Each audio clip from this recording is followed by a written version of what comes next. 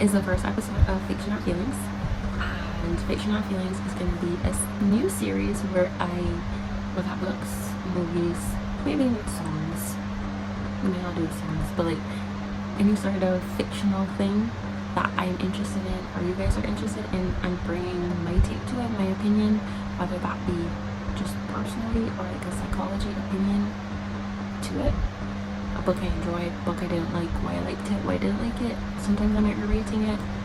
These are gonna be mostly spoiler videos. I am thinking about doing like shorts that might be spoiler-free versions of the book, so that people can watch those. I think I see my opinion of it without knowing the story so that they can see, but these videos are going to have spoilers in them, so I think I'll split it up that way. But let's get into it. So hi guys, and welcome to Fiction and Feelings new series. How do we feel about it, guys? Today we're going to look at all the books that I have read or listened to this year. Love, in other words. Unpopular opinion, I didn't like this book. I thought that Macy was just annoying. Y'all are gonna hate me for that, but it just, I think it was also the mood that I was in while I was reading this book, and I wasn't really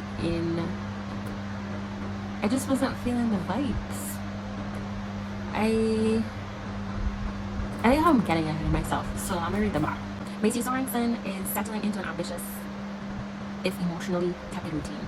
Work hard as a new pediatrics resident, plan her wedding to an older, financially secure man, keep her head down and heart tucked away. But when she runs into Elliot Petropolis, the first and only love of her life, the careful bubble she constructs begins to dissolve. Once upon a time, Elliot was Macy's entire world, growing up her gangly book-ish friend into a man who coaxed her heart open again, only to break it on the very night he declared his love for her. Told in alternating timelines between then and now, teen Elliot and Macy grow from friends so much more, spending weekends and lazy summers together in a house outside of San Francisco, devouring books, sharing favorite words, and talking through their growing pains on trains. As adults, they have become strangers to one another until their chance reunion. Although memories are obscured by the agony of what happened the night so many years ago, Elliot will come to understand the truth behind Macy's decade-long silence, and will have to overcome the past and himself and revive her faith in the possibility of all-consuming love. So, I feel like, so this one, I got it. I understood why she was upset, but also like communication could have happened. Like if communication happened earlier, I don't know. I don't want to say earlier. It happened when it happened. I understand why she didn't reach out with her dad, with what happens to her dad. And let's also say that it took so long to build up to figuring out to what happened that night and then what happened to Elliot, and we don't really talk about what happens to Elliot. We just kind of gloss over the fact that there is some essay in there. Like, we focus so much on Macy that we just ignore Elliot's feelings and are just like, yeah, Macy had every right to feel like that and behave like that and not speak to him and just disappear from his life. And it also feels so weird that nobody knew them, so like the parents couldn't reach out to anybody to get any sort of information. I mean, that's possible, like that could totally happen, but then it's also just like, that sucks. That super sucks. The fact that that's how that is. That sucks so much. That there was no way for him to find out information, and he just happens to see her, so of course he's not gonna let that go. I would also want to know what happened, because I'm there thinking, oh, you thought I cheated on you, but that's not what really happened, and you hated me for that long. But then to find out that her dad died the exact same day, that was really messed up. And I do feel like that part of the book was interesting, but I also feel like, why did it take this long for me to get to where I really needed to get to? Like, it was just too much of this part where her fiance is like, how are they even engaged? Like, that didn't give the vibes of, oh, we're in love and I'm gonna be a stepmother and I'm giving, oh, we are meant to be together vibes. Like, I get that we're trying to sell us Elliot and be like, okay, she's not good for this relationship, but like, that was such a, it was like, what the heck? Why are you, what is going on? You both have issues and you need to go to therapy, honestly, because I don't understand why it was just so easy for him to just be like, yeah, cool, everything's great, I can totally walk away from this and be fine. That he was not as invested. Like, he wasn't invested either. So it's just like, y'all are gonna get married just cause? Like, do y'all even like each other? Do y'all even like each other? And also, yeah, you guys were in love with each other when you were kids. I'm going back to Maisie and Elliot. But so much time has passed. Like, y'all don't even know each other at this age. And it's so cute to just like skip. But are we just gonna, this just wasn't what everyone said it was gonna be. I love to go into books not knowing what's gonna happen. So when I went into this, I didn't know, I don't think I read the entire summary, because I feel like in most of the summaries just sell what it is. So I think I read like half and then I was like, okay, never mind, I'll just read the book. But because it was on Book Talk so much, I was just like, okay, I have to read this one, I have to read this one. And then it just wasn't giving what I thought it was gonna give. But like I said, maybe it's just when I read it, like my mood was just off, but I just couldn't get into it. I finished it and I liked parts of it, but this isn't like a 5-star rating. And everybody's like, this is such a good book, it's a 5-star rating, and I'm like, not really for me. I'd probably give this like 2.5 stars. Like, it's right in the middle of like, okay, like it had good parts, had parts where I was just like, could this hurry up? It wasn't, I don't remember if there's any like spice in it. I don't think there's, I think there is like spice at the end, but it's like a 1 spice if I remember correctly. 1 out of 5 spiciness. I read this a while ago, like a lot of weeks ago. I think I read this one in January.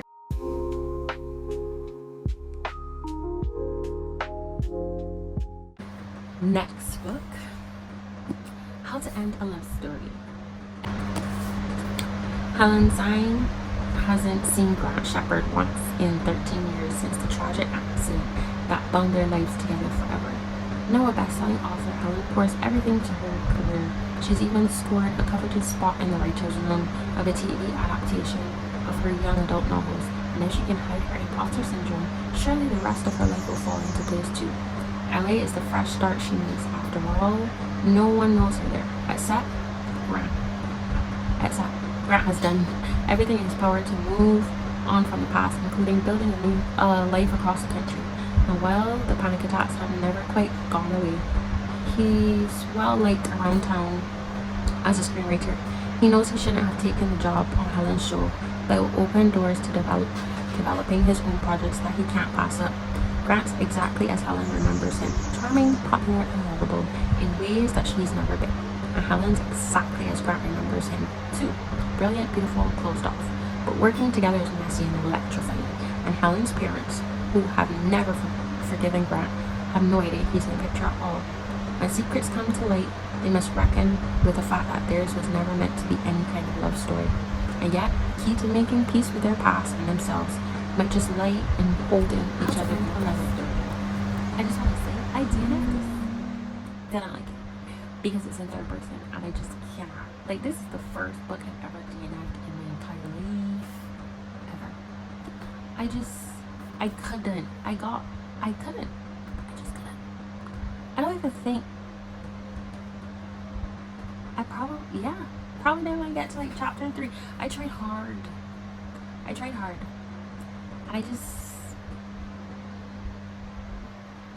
couldn't really see how I was gonna like it. I already hated the fact that I was in 3rd person and I just couldn't stand that. And then the fact that she's blaming him for something that he couldn't control. Like, he's not the one that told his sister to drive around the car. He just happened to be the one that she drove around to the car for. And of course, I don't know the rest of the story because I didn't really read the book, so I didn't really give it a chance because I didn't get very far into it. But also, I couldn't do the third person. So it's like temporarily DNF. Like, I want to know what happens. I do, but I just don't know if I'll be able to get past it. Also, I don't really care about the story. Like, I thought, okay, let me get into it and let me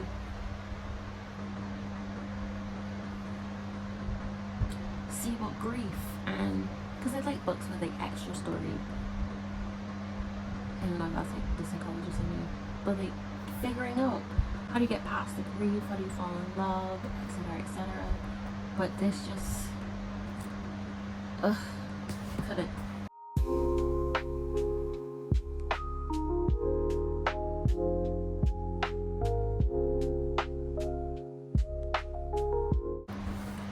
Another unpopular opinion, I didn't like this. This was just like Love in Other Words, where it was like, this is taking actually forever to get to the point. And the fact that we went through all 4 years of high school, I was just like, that was so unnecessary. This book could have been like this long. It being the length that it was, and then getting to the end and finding out what happens, and Finn dies, and you're like, that part was sad. It was sad, and I loved how they finally reached out and finally talked to each other. But just like Love in Other Words, it was like I couldn't fall in love with her boyfriend Jamie, and then finding out that Jamie slept with her best friend. It was all just like I wasn't invested in it, so I wasn't angry about it. And I know it's written so that we're like invested in her and Finn, but it's also just like, I guess because it was so childlike, the communication was just awful, and that's a purpose. Like, it was on purpose clearly, but also by the time they get to their love story, he's just gone. And that aspect of the book is good because it's a twist that you go, okay, no, you can't kill this character. Like, this character is not gonna die. This is not what's gonna happen. The pregnancy was totally predictable for me. Like, I saw that coming. Yeah, I saw that coming. But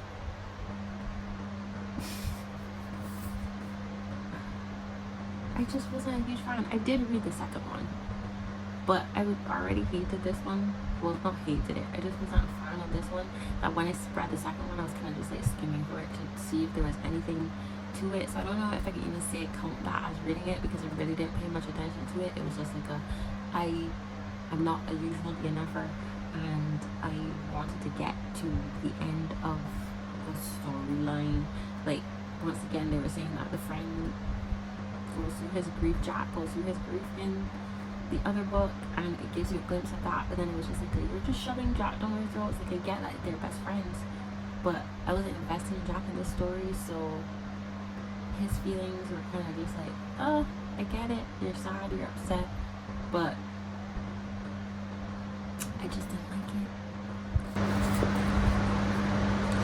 If he had been with me, everything would have been different. Autumn and Finn used to be inseparable, but then something changed, or they changed. Now, they do their best to ignore each other. Autumn has her boyfriend, Jamie, and her close-knit group of friends. Finn has become that boy at school, the one everyone wants to be around. That still doesn't stop the way Autumn feels every time she and Finn cross paths. And the growing nagging thought that maybe things could have been different, maybe they should be together. And as time passes, Autumn realizes she might not get another chance to make things right before it's too late.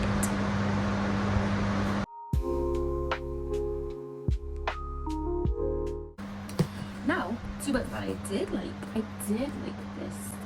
I didn't read the back of this. No, I did. I think when I bought it, I read the back of it. But this was another one that I just saw on TikTok, and I was just like, oh my goodness, a new Ali Hazelwood book, because I think I read The Love Hypothesis and I really liked it. I know she has a lot of other ones between then and now, but I didn't read those ones. But I did see this, and I saw the sprayed edges, and I thought that it was so cute, and I thought that it would be a good book because I like swoony stories. So a competitive diver and an ace swimmer jump into forbidden waters in a steamy college romance. Scarlett Vandermeer is swimming upstream, a junior at Stanford and a student athlete who specializes in platform diving. Scarlett prefers to keep her head down, concentrating on getting into med school and recovering from the injury that almost ended her career. She has no time for relationships, at least that's what she tells herself. Swim captain, world champion, all-around aquatics golden boy, Lucas Blomqvist, that's how I pronounce that, I don't know, that's how I pronounce that, thrives on discipline. It's how he wins gold medals and breaks records, complete focus with every stroke. On the surface, Lucas and Scarlett have nothing in common. I don't feel like that's true though. I feel like on the surface, they have everything in common. Until a well-guarded secret slips out and everything changes, so they start an arrangement. And as the pressure leading to the Olympics heats up, so does their relationship. It was supposed to be a temporary, mutually satisfying fling, but when staying away from Lucas becomes impossible, Scarlett realizes that her heart may be treading in dangerous water. Almost joked. I feel like that's such a misleading summary because I feel like they have so much in common. The biology, their love for just discipline and being in control, and the elements of BDSM, I guess, are okay. It's not as spicy. So it's spicy because obviously they sleep together a bunch during this, but they make it seem like if it's extremely spicy, like with all the BDSM stuff, but it just kind of, you get a taste of, oh, we like BDSM, but then you don't actually, like, there's no descriptions of BDSM in it. It's like, we like this, and we like spicy, not vanilla interactions, but then they give us sometimes really, sometimes not really, sometimes spicy that isn't vanilla, but it also isn't what I would think a book about BDSM stuff would be about. I thought that it would be more exploring of that, but it's more about their relationship and it turning into a relationship. So like, if you were to think 50 Shades of Grey, like how they go through the contract and how they talk about what, like the Red Room, so the different things that he does, like even though those books don't go as far as the wild extremes of BDSM, it still gives you like a little taste of like, oh, this is what's on the contract, this is what I'm into, this is what I'm not into. And they do have like an aspect of where they exchange things and what they're into, but you don't know what it is. So then it's just like, what are you into? They make it seem like so taboo and so, oh, like he likes really crazy things, and then gives her a bunch of hickeys and places, and they sleep together. He's rough, but it's not necessarily BDSM. It's just rough. Also, her therapy aspects of this, where she goes to therapy for her stuff. It's like, if you're not honest about what you're going into therapy for, you're not honest with yourself, how do you think that would work? But that was the part of it that was like very realistic, because a lot of people go into therapy thinking, oh, I want to only talk about A, B, and C, and I want to separate it, and that has nothing to do with this, and but it does. It's all like interconnected, and it would do them good if they would talk about it all and really say what's going on, and I think that this did a good job of showing like the gradual, like, eventually she starts to talk about what she needs to talk about with Kim. She lets it out. She also lets it out a little bit in therapy, if I remember correctly, and that was good. So it's helpful in the sense of showing the realities of therapy and how it's not all easy all the time. So I loved that aspect of this book. The spiciness of it and how dramatic the friend was about it kind of seems really, it was really petty kind of, and petty is probably not the right word, but it was juvenile almost. So although I liked it more than the other three I just talked about, but I wouldn't say that it was a 5-star either. It was probably a 3. Yeah, I'll say a 3. I enjoyed it. I enjoyed reading it. Maybe 3.5. I enjoyed reading it. It was a nice one. I kept turning the pages. I giggled. I kicked my feet a bit, and it was good for just like a read. But for the aspects that were in it, when you really break them down, it was like that could have been better. But it was really good. So 3.5. Yeah, I'll say 3.5 stars.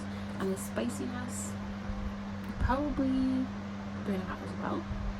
I think some people would probably rate it like a 4 or 5 spiciness if you're not really into spice. Because I think how I usually see people rating it, like their spice level is so much. Like they put 3 spices for a book, but I would put like 1. So like my spice level might be really low rating, even though it might be really spicy to somebody else. But like I said, since it doesn't actually show the elements of BDSM, even though it was saying like always BDSM, I would put it at the 3.5 because it wasn't showing what it kind of like advertised. I mean, they don't advertise on the book, but I mean in the book, if you get what I mean.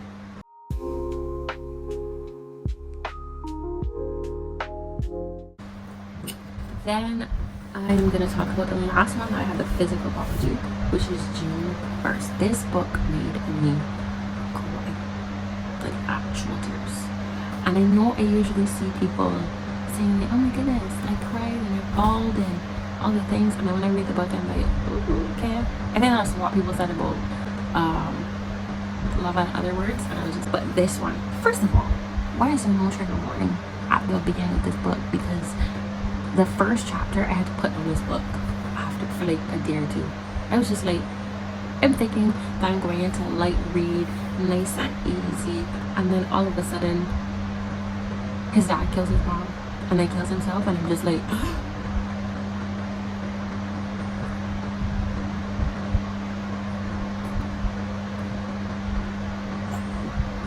what do you mean? Just like that? And it's so heartbreaking watching him grow up and watching him feel unloved. Like, even though he's loved by his best friend's mom and dad, and they adopted him and they love him, it's like you could see the grief of him growing up and how he just felt like an orphan, and the pain of losing his parents and losing his mom, and how he missed her so much, and how like she made such an impact on his life, and the fact that he was he was almost kind of being forced into a situation of just a replacement, and how in other stories you would think it's so easy for an adopted child to just be like, oh well, that first person didn't want me, so I'm going into a situation where someone wants me and I'm loved, and it's like in 6 months I'll call you mom, etc, etc. Like you see a lot of stories like that, and while that's true for some people, it's easy for them to call them mom quickly and to feel like a child. It was like for him, and I don't even think it was all because of June. I just think like his brain, he just couldn't lose his mom. Like letting go of his mom to call his, what's her name? I can't remember. Cassandra or something like that. To call her mom just, it wasn't, it didn't feel right for him. And even though they adopted him so young and felt so much for him, and she said, I will love you like you're my own, and they did, it also speaks to the story of like, it's not as simple as that, because that kid had a past. That kid had a mom that was taken away from him. She didn't just give him up, she was taken away from him, and there's pain to that. And even though he had gone to therapy, which they didn't really show the aspects of, he was changed forever at the age of 6. It changed forever. And the love that he and June had was so intense that reading it made you feel uncomfortable, because you want them to fall in love and be in love, but at the same time you know that they're siblings, because her parents adopted him, so you know it's wrong. But at the same time, when he gets upset, he's like, this isn't my fault. If my dad never killed my mom, then I wouldn't, like, she wouldn't be my sibling. I wouldn't have been forced into a situation where this is wrong. I would have had a crush on a girl. And it shows how his life changed so much, and how like his story had to change, and it was so heartbreaking to just watch that. And then his best friend dying after finding out about them, and how he's on the car being like dying, being literally saying take care of her, and he's giving his approval essentially, because he gets it. Like, they never had a brother and sister relationship, so it's always been like, if his best friend's been living with them, and as much as, and it wasn't their fault, and they tried so hard to make him feel like if he was one of them, but he just couldn't. And I like the person about where they're like, oh yeah, you never wanted to call your sister just because you're in love with her, and they keep making it seem like if he's just disgusting and like his sister and stuff, but it's just like, but that's not what it was. And that's where the discomfort came from, because you're literally sitting there going, but it's not fair that he can't have her.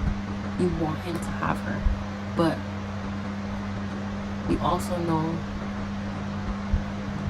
it isn't fair with him. This is real life, and he was adopted, and that is his sister.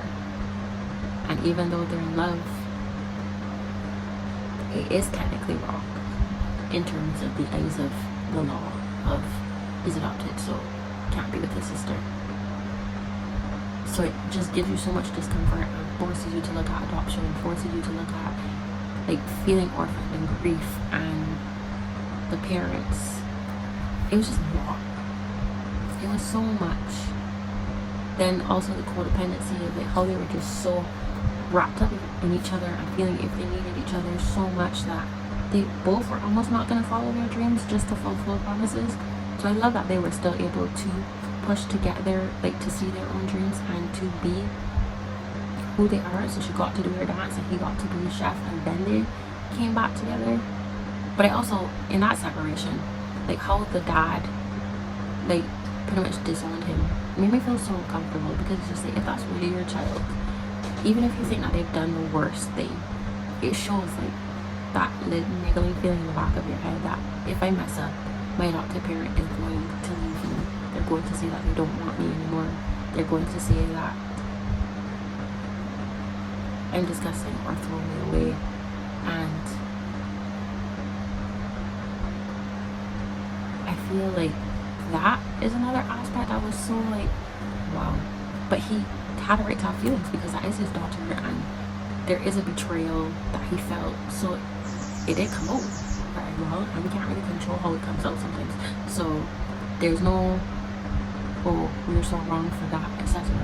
It's just looking at it and going, wow, that must have been so tough for everyone in that situation, because they already knew that it was wrong. They already felt like that pain, and felt like questioning themselves, and were like, I'm disgusting, and I'm an orphan, and my life is not fair, and it just has to be one tragedy after the next, and the next, and the next.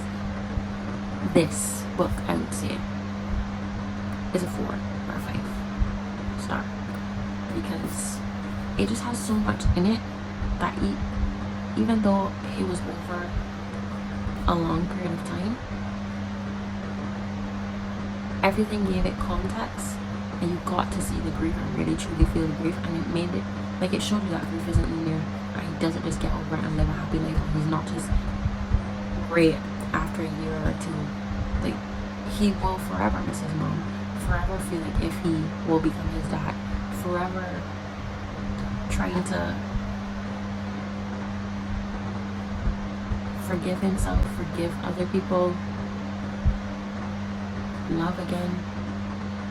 It was a really good book.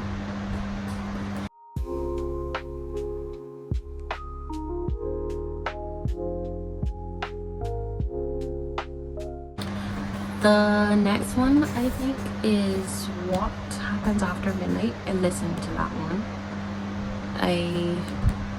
I'm not saying any of these in order of when I actually read them, because June 1st was actually the last book that I read.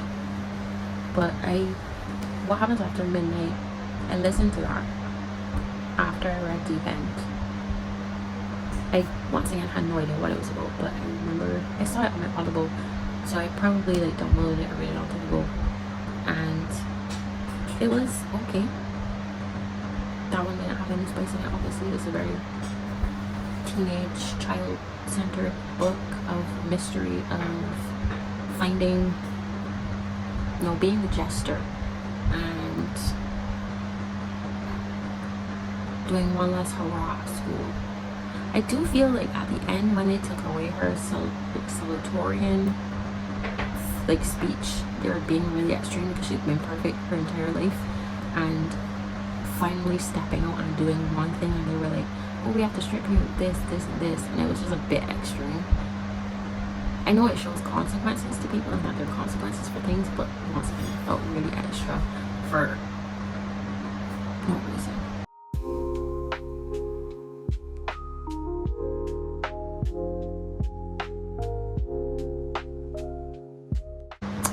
I also I read what's it called? I'm gonna put it up on the screen, but pissed me right off. Kiki Olabanjo, you're annoying. I was not vibing with that book because it just felt like a book trying to be woke. One, this book made me realize that I don't actually like UK slang written. There's another book that was a UK book that I found it hard to read. I think in the past when I tried to read Bridget Jones, it was kind of difficult. Don't know why, but I do know wasn't really a fan of it. And then the book, it was just like, she was just pissing me off. She was pissing me off the whole time. She just wasn't giving the vibe, and I was just like, you're annoying. But I finished it, and I thought that the guy was really cute when he dressed up as her favorite character, and when they went to the whole book convention and they experienced that, I thought that was really cute. But that book took me forever to get through. I just felt like he was trying it on, and I wanted to DNF it so bad. I usually push through the DNFing except for till the end of the love story. And I think was I about 5 out this year so far. I don't remember a lot of other books, but I think that's all the ones I read this year. Because the other ones I think I read those last year at the end of the year, so those won't come. But yep, stay tuned for clips of me going to the bookstore while I was last in Florida, and a book haul, I believe. So I think June 1st is in that book haul, and probably Deep End is in that book haul. So this is an old book haul. This was, well, not old, this was a couple weeks ago, actually. Yeah, it was not long ago. It was a couple weeks, a month ago actually. It was a month ago when I bought those books. So I only read 2 of the stack of books that I did buy, and I have at least like 6 more to read of those. I think I am gonna try immersive reading, and for one of the next books that I read, and I guess I've filmed that and show you guys me experiencing that. I think I do also have clips of me reading June 1st, so I might insert those as well. But yeah, thanks so much for watching this episode. Comment down below any books that you do want me to read or review, or give an in-depth deep dive psychologist take on the book, or just a book that you loved a lot that you would like me to read or think that other people should read. I love book suggestions. I feel like if I'm in a contemporary romance kick, and that's mostly what I like to read, or mystery books, like solving something. I don't really read fantasy. I hear a lot of people talking about it and I watch the TikToks of it, but I don't really read that much fantasy. But I'm going to expand my horizons and read more books, and yeah, we're going to see where this journey takes us, because I love reading books and I have so much opinions on them, and I never have anyone to talk to about it. So I'm going to come to you guys and talk to you about whatever book I'm reading at the present time, or books that I've read in the past that I remember and I want to talk about, or movies that I want to talk about. So yeah, thank you so much for watching. Bye.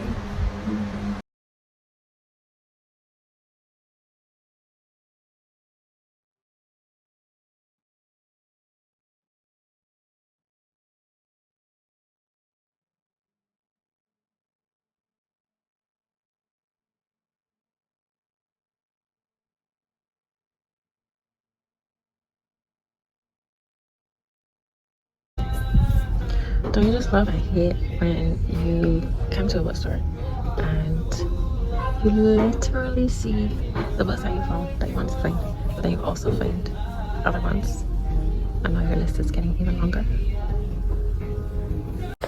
Okay, so we have a book haul. Right, first book, Abby Jimenez, Just for the Summer, which was pretty much like all over TikTok last year, but I don't really know getting it. So it says 4 dates, a kiss, and a breakup. That's all it would take to find their soulmate. When it comes to love, Emma's cursed. Every day she dates, finds his true love after they break up. But it turns out she's not only one afflicted with she's not the only one afflicted with the condition. Yeah. His name is Justin, and his Reddit thread about being love's good luck charm has gone viral. Now the two have come up with an ingenious plan. If they date each other, their curses will cancel out and they'll go on to find their soulmate. Only Justin wasn't supposed to be so unbelievably cute and hilarious, but when Emma's toxic mother shows up and Justin has to assume guardianship of his 3 siblings, they're suddenly navigating a lot more than they expected, including catching real feelings. Has fate finally brought the perfect pair together, or will their cure be way more hazardous than the curse itself? Okay, and then all you guys would depend. Usually I hate reading the back because I don't want it to spoil the book. I'm just like, I read like a little bit and then I'm like, never mind. So, a competitive diver and an ace swimmer jump into forbidden waters in this steamy college romance. And then June 1st by Jennifer Hartman. When Brent Elliott was 6 years old, his father has made a choice that altered the course of his entire life. Because of that choice, he was left orphaned and grieving. His best friend's parents adopted him after the birth of their daughter because of that choice. Because that daughter became his adopted sister, the only girl he loved, she became the only girl he could never have. Though in a lot of ways, he does have her. He has her first steps, her first words, her first smile. So much. And then there's tragedies. There's so much. Can't wait to read that. And then there is, all these years I've never given my heart to anyone. The truth is I didn't have a heart to give. My heart was with a ghost. I was so excited. Okay. And then I also have my address. The way that I am now. The way that I am now the way it used to be.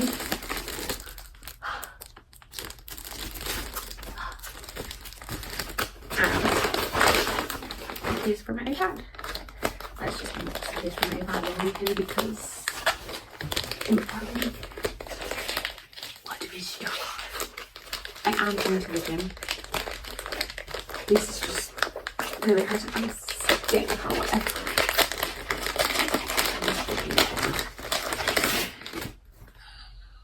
So excited. This is so cute. This is so cute. It rotates. It rotates. 360 degrees.